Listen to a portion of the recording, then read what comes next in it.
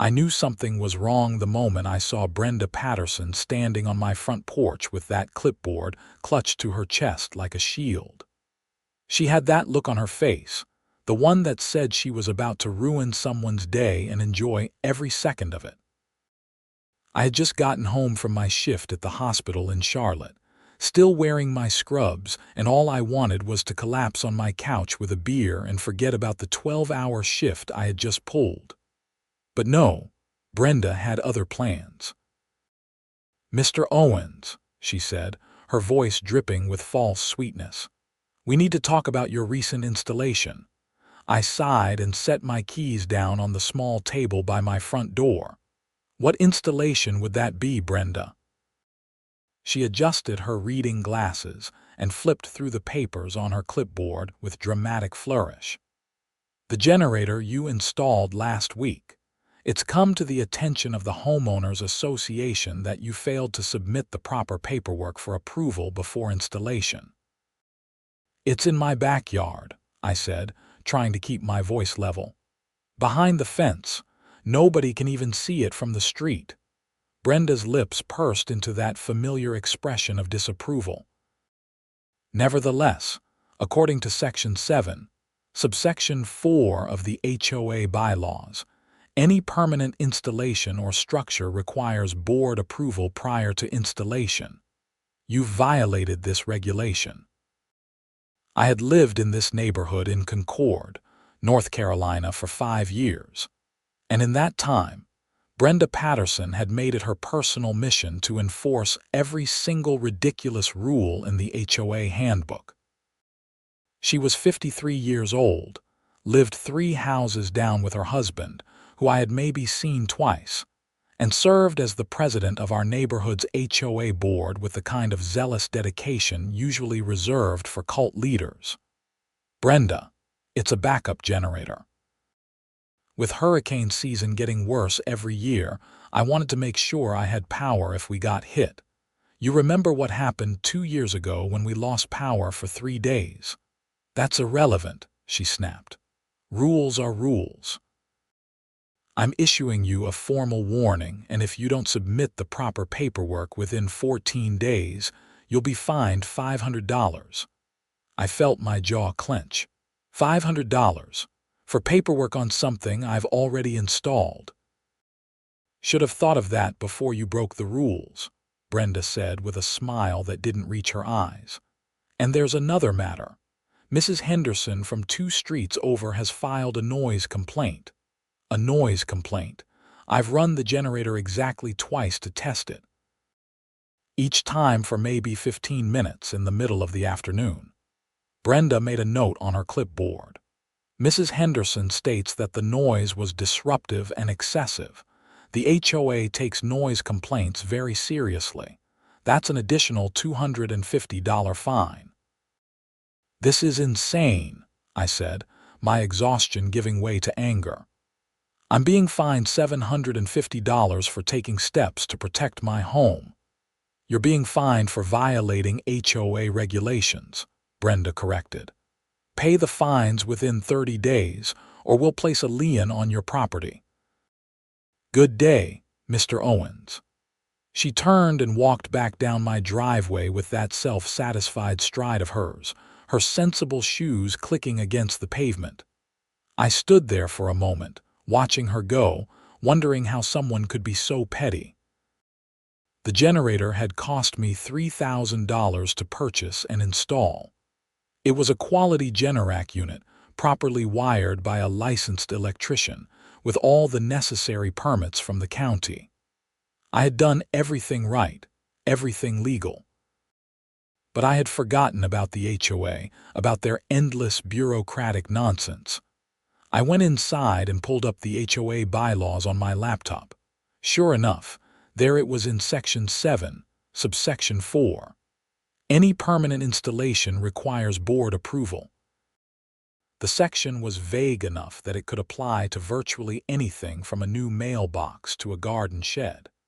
I had seen Brenda use it as a weapon against other residents over the years. The Johnsons had been fined for installing a new front door without approval. The Ray's family had been hit with violations for planting rose bushes along their driveway. I spent the next hour filling out the ridiculous 10-page approval form that the HOA required. It asked for detailed specifications, photographs from multiple angles, a site plan showing exact measurements and distances from property lines, and a written explanation of why the installation was necessary.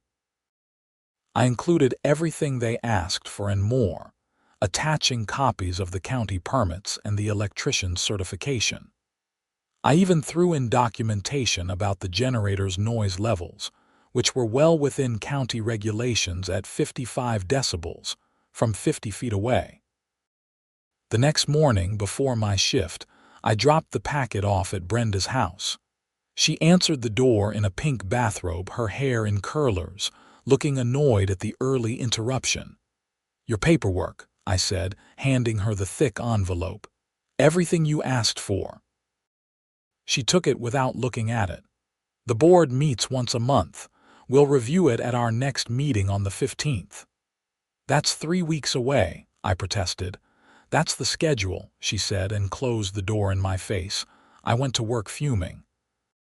My job as an emergency room nurse at Carolina's Medical Center required me to stay calm under pressure, to make quick decisions that could mean life or death. But dealing with Brenda Patterson and her petty tyranny made me angrier than any crisis at the hospital ever could. At least in the ER, people generally wanted the same thing, to help patients and save lives. In my neighborhood, Brenda seemed to want nothing more than to make everyone miserable. The weeks passed slowly. I paid the fines under protest, writing a check for $750 that made me physically ill to hand over. Brenda cashed it immediately. I kept my head down, went to work, came home, and tried to forget about the whole situation. The generator sat in my backyard, properly installed and ready to use, but I didn't test it again. I didn't want to give Brenda any more ammunition. On the 14th, the day before the HOA board meeting, I checked my mailbox and found a formal letter on HOA letterhead. I opened it standing right there on the street, and my blood pressure spiked as I read it. "Dear Mr. Owens, after careful review of your application for approval of a backup generator installation, the HOA board has voted to deny your request. The reasons for denial are as follows. 1. Excessive noise that may disturb neighbors. 2. Aesthetic concerns regarding the visibility of the unit. 3. Potential property value impact. You are hereby ordered to remove the generator within 30 days or face additional fines of $100 per day until compliance is achieved. Sincerely, Brenda Patterson, HOA President." I read the letter 3 times, each time getting angrier. Excessive noise. I had provided documentation showing the unit was quieter than a normal conversation. Aesthetic concerns. The thing was behind a 6-foot privacy fence in my backyard. Property value impact. That was just made-up nonsense. I called an attorney the next day. His name was Marcus Reeves, and he specialized in property law. I sat in his office in downtown Concord and showed him all the documentation, the denial letter, the bylaws, the permits, everything. Marcus was in his mid-40s with graying hair and the tired eyes of someone who had seen too much stupidity in his career. He read through everything carefully, making notes on a legal pad. "They're overreaching," he said finally. "The generator is legal, properly permitted, and meets all county and state regulations. The HOA can't force you to remove something that's legal just because they don't like it." "So what do?" I asked. "First, don't remove the generator. Second, I'll send them a letter explaining that their denial is invalid and that you're prepared to take legal action if they continue to pursue this. Third, we document everything. Every interaction, every letter, every fine. If this goes to court, we want a clear record of their harassment. How much is this going to cost me? Marcus gave me a sympathetic look. I'll be honest with you, fighting an HOA can be expensive and time-consuming. But based on what I'm seeing here, you have a strong case. I'd say we're looking at maybe $3,000 to $5,000 in legal fees if it goes all the way. But most HOAs back down when they realize you're serious about fighting them. I left his office feeling slightly better but also overwhelmed. Between the generator, the fines, and now attorney fees, this whole situation was costing me a fortune. All because Brenda Patterson had nothing better to do than harass her neighbors. Marcus sent his letter 2 days later. I got a copy of it by email. It was beautifully written, firm but professional, citing relevant case law and North Carolina statutes. It made clear that the HOA's denial was arbitrary and capricious, that I had followed all proper procedures, and that any further harassment would result in legal action, including a lawsuit for damages and attorney fees. I expected some kind of response, maybe another nasty letter or an angry phone call. Instead, I got silence. A week passed, then two. I kept checking my mailbox, but there was nothing from the HOA. I saw Brenda a few times around the neighborhood, and she pointedly ignored me, turning away or going inside her house when she saw me coming. Life started to return to normal. Summer turned to fall, and the weather in North Carolina began to cool. Hurricane season was in full swing, and I watched the weather reports nervously. Several storms had already hit the Gulf Coast, and meteorologists were predicting an active season for the Carolinas. In late October, a tropical storm formed in the Atlantic. At first, it looked like it would stay out to sea, but then it strengthened rapidly into a hurricane. Hurricane Ophelia, they called it. The forecasters tracked it carefully, and within 3 days it became clear that Ophelia was heading straight for the North Carolina coast. I prepped my house the way I always did before a hurricane. I brought in the patio furniture, checked my flashlights and batteries, filled up my car with gas, and stocked up on non-perishable food and water. And I made sure my generator was ready to go, with 5 full gas cans stored safely in my garage. The day before Ophelia was supposed to make landfall, the county issued a mandatory evacuation order for coastal areas. Concord was far enough inland that we weren't under evacuation, but everyone knew we were going to get hit hard with wind and rain. The grocery stores were mobbed with people buying supplies. Gas stations had lines around the block. I went to work for what I knew would be my last shift before the storm. The hospital was preparing for a surge of patients and running on a skeleton crew of essential personnel. I volunteered to stay if needed, but my supervisor sent me home, telling me to be safe and check in when the storm passed. That night, the wind started picking up. I sat in my living room watching the Weather Channel, listening to the meteorologist track Ophelia's progress. It had strengthened to a Category 3 hurricane with sustained winds of 120 miles per hour. Landfall was expected around midnight near Wilmington, about 2 hours southeast of Concord. The power went out at 11:15. One moment I was watching TV and the next, everything went dark. I could hear the wind howling outside, rattling my windows. I grabbed my flashlight and went to the garage. The generator was right where it should be, and I had practiced this enough times to do it in the dark. I wheeled it out to the pad where it was permanently installed, connected it to the transfer switch the electrician had installed, and started it up. The generator roared to life, and 30 seconds later my lights came back on. Not all of them, just the essential circuits I had wired through the transfer switch. The refrigerator, some lights, my internet router, and a few outlets. It was enough. I was warm, I had light, and I could keep my food from spoiling. I looked out my front window and saw that the entire street was dark. Every house, as far as I could see, was without power. The storm raged through the night. I barely slept, listening to the wind and the rain pounding against my house. Tree branches scraped against the roof. Something heavy crashed in the backyard. But inside, I was safe and comfortable, with lights and heat and all the modern conveniences I needed.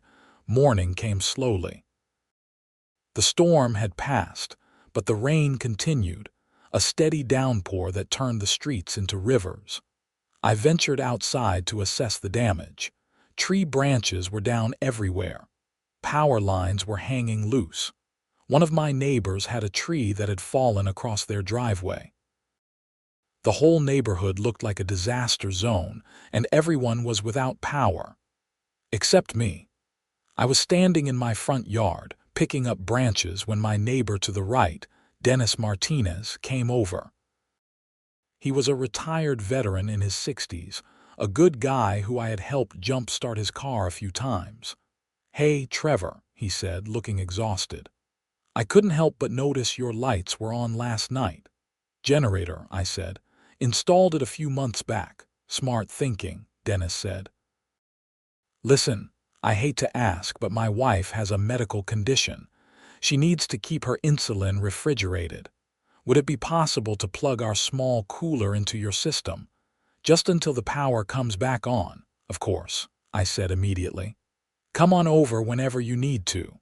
Dennis looked relieved. "Thank you, really. I owe you one." He went back to his house and I continued cleaning up. Throughout the morning, more neighbors emerged. The Kawasaki family across the street, the Hendersons who had complained about my generator noise, young couple named Brad and Sarah Wilson from 2 doors down. Everyone was checking on damage, clearing debris, and slowly realizing that this power outage was going to last a while. The utility company sent out a recorded message saying that widespread damage meant restoration could take 3 to 5 days. Some areas might be without power for a week or more. The message advised people to stay home if possible, conserve resources, and check on elderly neighbors. Dennis came back with his cooler, and I helped him plug it into an outlet in my garage. We chatted for a bit about the storm damage, and then he went home. An hour later, the Kawasaki family came by. They had a young baby and they needed to keep formula cold. I helped them out too by afternoon. Word had spread. I had a steady stream of neighbors stopping by, asking for help. Some wanted to charge their phones. Others needed to power medical devices or keep medications cold. I said yes to everyone. It felt good to help people, to use my preparation and foresight to make a real difference in my community. The one person I didn't see was Brenda Patterson. On the second day without power, I was running extension cords from my garage to help charge multiple devices when I saw her. She was walking down the street with that same clipboard, but now she looked haggard. Her usually perfect hair was disheveled, and she was wearing sweatpants and an old t-shirt, completely unlike her normal, perfectly pressed appearance. She saw me and hesitated, then kept walking. I ignored her and went back to helping my neighbors. That evening, as the sun was setting and the temperature was dropping, there was a knock on my door. I opened it to find Brenda Patterson standing there. She looked terrible, tired and cold and completely defeated. "Mr. Owens," she said quietly, "may I speak with you?" I wanted to slam the door in her face. I wanted to tell her to get off my property. But I was raised better than that, so I just nodded and stepped aside. She came in and stood awkwardly in my entryway, clutching her clipboard like always, but without any of her usual confidence. "I understand you've been helping neighbors with your generator," she said. "That's right. I was wondering if you might be willing to help me as well. My power is out and my house is getting very cold." I was hoping I could perhaps charge my phone and maybe run a small space heater for a few hours. I looked at her for a long moment. This woman had fined me, harassed me, and tried to force me to remove the very generator that was now keeping half the neighborhood running. She had made my life miserable for months over petty bureaucratic nonsense, and now she was asking for my help. "You mean the generator that you fined me for?" I asked. "The one that was too noisy, the one you tried to make me remove." Brenda's face flushed. I know what I did. And I'm sorry, I was just trying to enforce the rules." "The rules," I repeated. "Your arbitrary, pointless rules that you use to control everyone." "Please," she said, and her voice cracked slightly. "I'm asking for help." I thought about it. I thought about how easy it would be to tell her no, to turn her away and let her suffer the consequences of her own petty tyranny. It would be justified, it would be fair, but that's not who I was. "Fine," I said. "You can charge your phone and run a small heater. 2 hours maximum. I need to conserve fuel for everyone else." The relief on her face was palpable. Thank you so much." She went home and returned 10 minutes later with a phone charger and a small ceramic space heater. I set her up in the garage with the others who were charging devices, and she sat there quietly, not making eye contact with anyone. Some of the neighbors recognized her and gave her cold looks. Everyone knew what she had done, how she had treated me. After exactly 2 hours, Brenda unplugged her heater and took her fully charged phone. "Thank you," she said again as she left. "You're welcome," I said, and I meant it. But I also felt a grim satisfaction knowing that she understood, finally, how wrong she had been. The next day was the third day without power. My generator was working perfectly, but I was going through fuel faster than I had expected. I was down to 2 cans of gas, which would last maybe another day if I was careful. The gas station still didn't have power, so there was no way to refuel. I started rationing more carefully, running the generator only during certain hours and asking neighbors to coordinate their needs. Dennis Martinez was a huge help, organizing a schedule and making sure everyone got fair access. The community came together in a way I had never seen before. People shared food, checked on each other, and helped clean up storm damage. Brenda came by twice more, always asking politely, always keeping to her 2-hour limit. She looked worse each time, more exhausted and defeated. Her house must have been freezing without heat. On the 4th day, the power was still out. My last can of gas was half empty. I was doing mental calculations, trying to figure out how to stretch it as long as possible when there was a loud knock on my door. I opened it to find Brenda standing there, but she wasn't alone. There were 3 other people with her. I recognized them as members of the HOA board. There was Richard Summers, a real estate agent in his 50s, Diane Wu, a lawyer in her 40s, and Patricia Morrison, a retired teacher in her 60s. "Mr. Owens," Brenda said formally, "may we come in?" This was getting interesting. I led them into my living room, the only room in the house that I was keeping heated. They sat on my couch and chairs, looking around at my well-lit, warm home with obvious envy. "We've come to apologize," Brenda said. "The board has had a meeting, an emergency session, and we've voted to rescind all fines against you and approve your generator installation retroactively." I crossed my arms. "Why the sudden change of heart?" Richard Summers spoke up. He was a nervous-looking guy with thinning hair. "Because we were wrong, obviously wrong. You did everything right and we punished you for it, and now your preparation is helping the entire neighborhood. We want to make this right," Diane Wu added.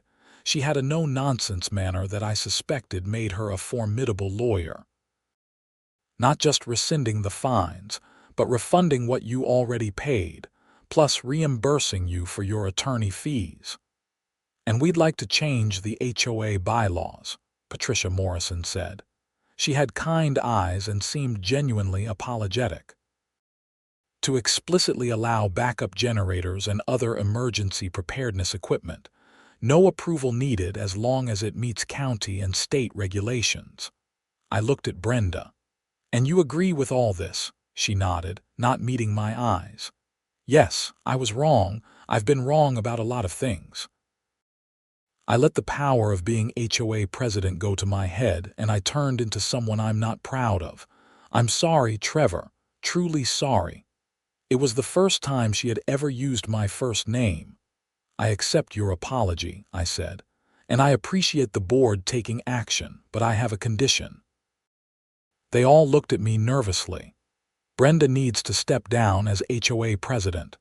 There was a stunned silence. Brenda's face went pale, but she didn't argue. Richard, Deanne, and Patricia exchanged glances. That seems fair, Deanne said finally. Brenda nodded slowly. If that's what it takes, I'll resign. Good, I said. Then we have a deal. I want it all in writing, and I want the refund check within 2 weeks of the power coming back on. Of course, Richard said. We'll draw up the paperwork immediately. They left shortly after, and I felt a weight lift off my shoulders. It wasn't just about winning or getting my money back. It was about accountability. Brenda had abused her position for too long, and now she was facing consequences. The power came back on late that night, day 4 of the outage. I heard a cheer go up from houses across the neighborhood as lights flickered on. I shut down my generator and wheeled it back into position, securing it carefully. It had served its purpose perfectly. Over the next few days, life slowly returned to normal. Cleanup crews cleared fallen trees. Utility workers repaired power lines. The gas stations reopened. People went back to work. I got my official letter from the HOA a week later. All fines rescinded. Full refund check enclosed, including the $750 I had paid, plus the $1,500 Marcus Reeves had charged me for his services. An additional letter confirmed the bylaw changes, which had been approved by a vote of the entire neighborhood. Backup generators were now explicitly permitted without board approval, as were solar panels, emergency supplies, and other preparedness equipment. Brenda's resignation was announced in the neighborhood newsletter. The letter was brief and professional, stating that she was stepping down for personal reasons. Richard Summers was elected as the new HOA president in an emergency vote.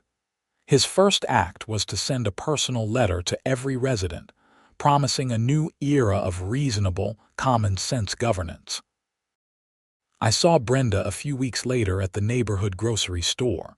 She was alone, pushing a cart and looking at items with the distracted air of someone whose mind was elsewhere. She saw me and froze, then slowly approached. "Trevor," she said. "How are you?" "I'm well," I said. "You?" "I've been better," she admitted. "But I've also been worse. Stepping down from the HOA was the right thing to do. I can see that now. I had turned it into this weird crusade, like I was defending the neighborhood from chaos. But really, I was just being a bully." "That's very self-aware of you," I said. "Therapy helps," she said with a small, sad smile. "I started going after the hurricane. Turns out I had some control issues to work through." "Well, good for you for recognizing that and doing something about it." "I really am sorry," she said. "For everything. You were just trying to be prepared to take care of yourself and your home, and I punished you for it because it didn't fit into my rigid idea of how things should be." "I appreciate you saying that," I said. "And for what it's worth, I don't hold a grudge. We're all human."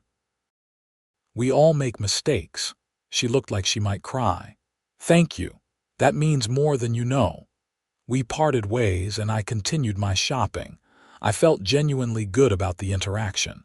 There's something powerful about someone owning their mistakes and trying to be better. Life continued. Winter came, and with it, ice storms, and more power outages. My generator ran several more times, and each time my neighbors benefited. Dennis Martinez bought his own generator, inspired by my example. So did the Kawasaki family. The neighborhood became a model of preparedness and community cooperation. The new HOA board under Richard Summers was night and day different from Brenda's regime. They focused on actual issues like road maintenance and neighborhood safety, rather than petty enforcement of arbitrary rules. The fines stopped. The harassment ended. People actually started attending HOA meetings because they were productive and pleasant. I ran into Richard one day while we were both checking our mailboxes. He was a friendly guy, much more easygoing than Brenda had ever been. "Hey, Trevor," he said. "I wanted to thank you again for how you handled everything with the generator. You could have made things really difficult, but you stayed reasonable and fair." "I just wanted to be able to protect my home," I said, "and help my neighbors when I could." "Well, you did that and then some," Richard said. "You know, we're putting together a neighborhood emergency preparedness committee. Would you be interested in joining? We could use someone with your experience and level head." "Sure," I said. "I'd be happy to help." And that's how I ended up leading the Emergency Preparedness Committee for my HOA. We created comprehensive plans for various disasters, organized supply drives, and educated residents on how to prepare their homes. We even secured a grant from the county to install emergency supplies stations at various points throughout the neighborhood. The best part was watching the community transform. People who had been afraid to plant flowers or paint their shutters for fear of HOA fines now felt free to make their houses into homes. The neighborhood became friendlier, more vibrant, more alive. I saw Brenda occasionally over the following months. She seemed to be doing better, more relaxed and less wound up. Her husband, who I had barely seen before, started appearing more often, walking with her in the evenings. They looked happy together, or at least happier than they had before.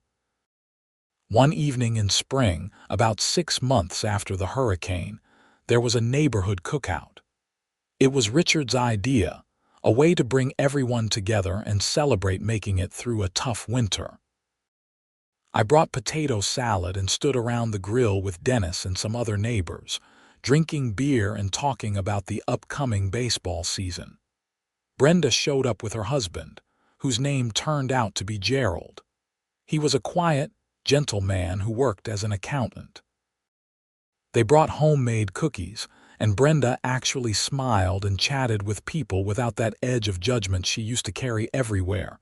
At one point, she approached me. Gerald was talking to someone else, so she was alone.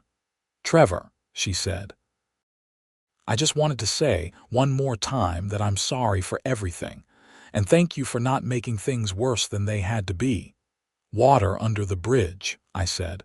"We all learned something from that experience." "I certainly did," she said. "I learned that rules without reason are just tyranny, and that the point of a community isn't to control people but to support them." "That's a good lesson," I said. She smiled, a real smile this time. "Enjoy the cookout, you too." The party went late into the evening. Kids ran around playing tag. Adults laughed and told stories. Someone brought out a guitar and started playing classic rock songs. It was the kind of neighborhood gathering that Norman Rockwell might have painted, full of warmth and genuine connection. As I sat there, drinking my beer and watching the sun set over houses where lights were burning bright and people felt safe and welcome, I thought about how much had changed. A year ago, I had been fighting with my HOA over a generator. Now, I was part of a thriving community that had learned to work together and support each other. The generator sat in my backyard, quiet and ready. I tested it once a month, keeping it maintained and prepared. But it wasn't just a piece of equipment anymore. It was a symbol of what happens when preparation meets opportunity. when stubbornness meets righteousness, and when individuals stand up for common sense against petty bureaucracy. Sometimes, I thought about that night during the hurricane when my lights were on and everyone else's were off. How satisfying it had felt to be proven right, to have my preparation validated. But mostly, I thought about the days after when I had the chance to help people. That was what mattered. Not being right, but being useful. Not winning, but serving. The legal world had also caught up with what happened. Marcus Reeves had reached out about a month after the hurricane with some interesting news. Apparently, several other homeowners in different neighborhoods had similar experiences with overzealous HOAs, and there was talk of a class action lawsuit, or at least some kind of legislative reform. North Carolina state representatives were considering a bill that would limit HOA authority over emergency preparedness equipment. Your case might end up setting precedent, Marcus had told me during a phone call. The way you documented everything, the clear overreach by the board, it's textbook HOA abuse. I don't want to be famous for fighting with my HOA, I had said. You won't be famous, Marcus had assured me, but you might help a lot of people who are dealing with similar situations. The bill was still working its way through the state legislature, but early signs were positive. It had bipartisan support, which was rare these days. Everyone could agree that HOAs shouldn't be able to prevent people from preparing for emergencies. My job at the hospital continued to be demanding and fulfilling. Emergency nursing was never boring, and after the hurricane, we had seen a surge in patients dealing with storm-related injuries and illnesses. I worked long shifts, handled crises, and came home exhausted but satisfied. The best part about my neighborhood now was that home actually felt like a refuge. Before, when Brenda was in charge, there had always been this underlying tension. Would I get a violation notice for leaving my trash cans out too long? Would someone complain about my lawn? Would there be another fine for some imagined transgression? Now, home was just home. I could relax. I could work on projects without fear. I could live my life without a clipboard-wielding tyrant looking over my shoulder. The Emergency Preparedness Committee met once a month, usually at someone's house. We rotated hosting duties, and it became a social event as much as a planning session. We'd discuss emergency supplies, review evacuation routes, and share information about weather forecasts and potential threats. But we'd also eat together, laugh together, and build genuine friendships.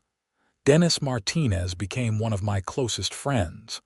We started having regular dinners, alternating between his house and mine. His wife, Maria, was a fantastic cook who made traditional Mexican dishes that reminded me why I loved living in such a diverse community. They had 3 grown children who lived in different states, and Dennis would joke that I was like the son who actually stuck around. The Kawasaki family, Tom and Jennifer, were wonderful people with a great sense of humor. Their baby, who had been just 6 months old during the hurricane, was now walking and getting into everything. They invited me over for dinner several times, and I became sort of an unofficial uncle to little Emma. Even the Hendersons, who had filed the initial noise complaint about my generator, came around. Walter Henderson was a grumpy retired engineer who admitted that he had filed the complaint because Brenda had pressured him, implying that property values would suffer if he didn't. His wife, Margaret, was much friendlier and brought me homemade jam as an apology. We weren't close friends, but we were cordial neighbors, which was enough. Life had settled into a comfortable rhythm. Work, home, friends, community. It was a good life, made better by having gone through adversity and come out stronger on the other side. One afternoon in early summer, I was working in my front yard, planting some new flowers when a car pulled up. A young couple got out, looking around with the excited nervousness of house hunters.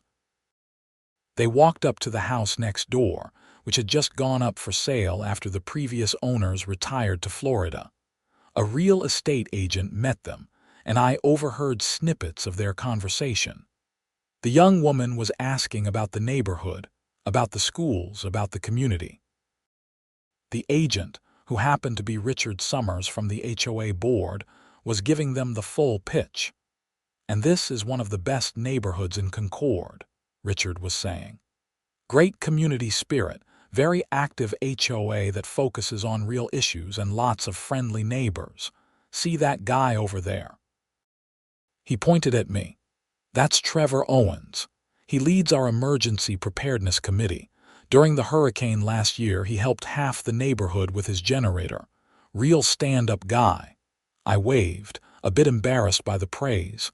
The young couple waved back, smiling. They ended up buying the house. Their names were Thomas and Lisa Anderson, both teachers at the local elementary school. They moved in 3 weeks later, and I helped them carry boxes and furniture.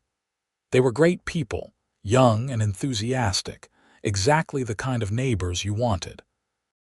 "We heard about what you did during the hurricane," Lisa said as we were setting up their living room. "That's exactly the kind of community we want to be part of."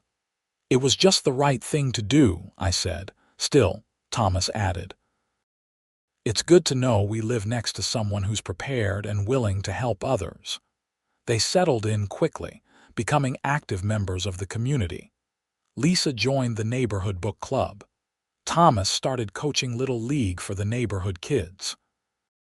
They came to the monthly preparedness committee meetings and actually took notes, asking intelligent questions about emergency supplies and safety procedures.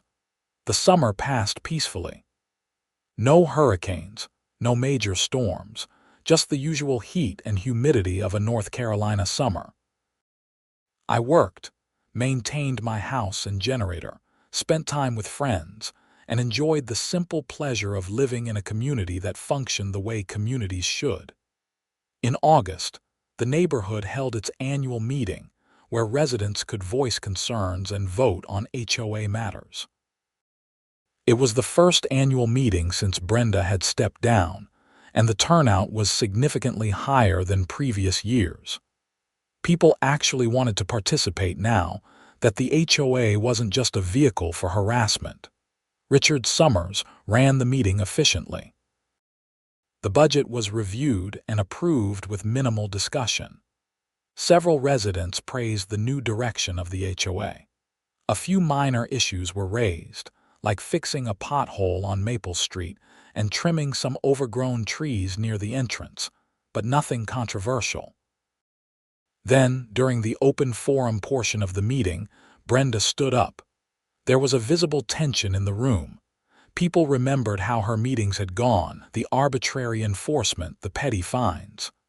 "I just want to say something," Brenda began, her voice shaking slightly. "Many of you know what kind of HOA president I was.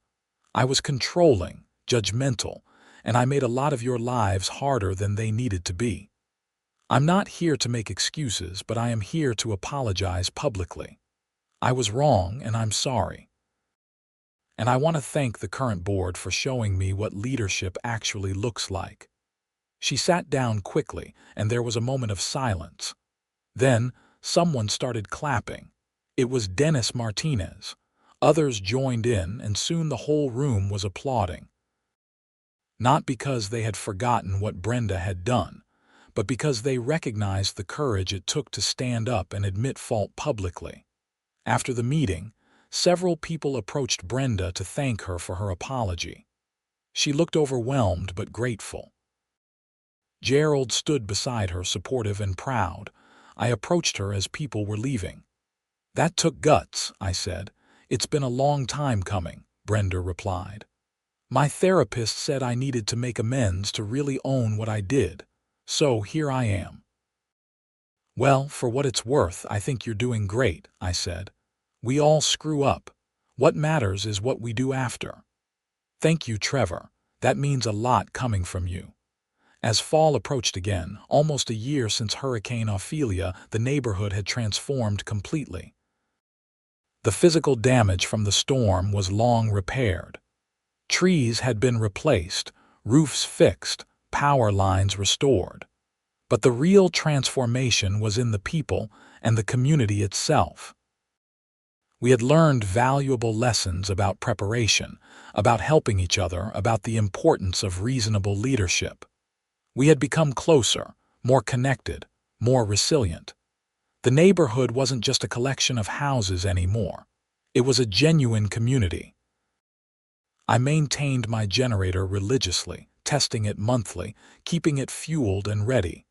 I hoped I'd never need to use it for a real emergency again, but I was prepared if that day came. And now, I wasn't alone. Several other houses had their own generators. We had a neighborhood emergency communication system set up through a group text. We had designated meeting points and supply caches. We were ready for whatever came next, not because we were paranoid or pessimistic, but because we had learned that preparation wasn't about fear. It was about responsibility, about taking care of yourself and your community, about being ready to help when help was needed. The story could have ended badly.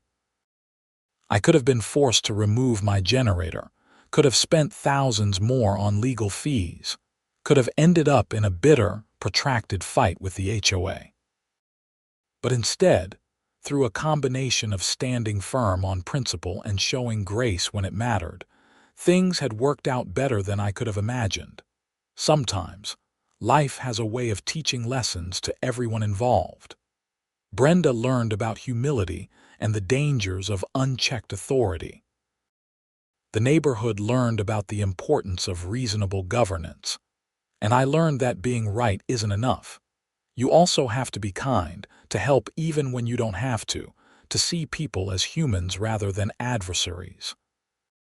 On a quiet evening in October, exactly 1 year after Hurricane Ophelia, I sat on my back porch with a beer, looking at my generator.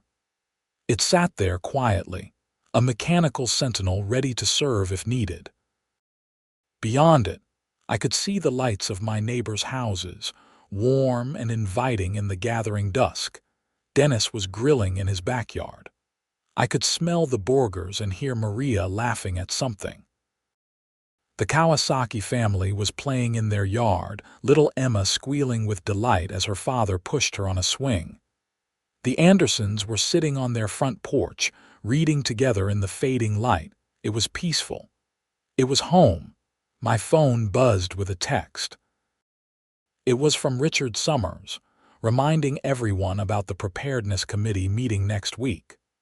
Several people responded quickly, confirming attendance, asking what they could bring, making suggestions for topics to discuss. I responded that I'd be there, then set my phone down and took another sip of beer.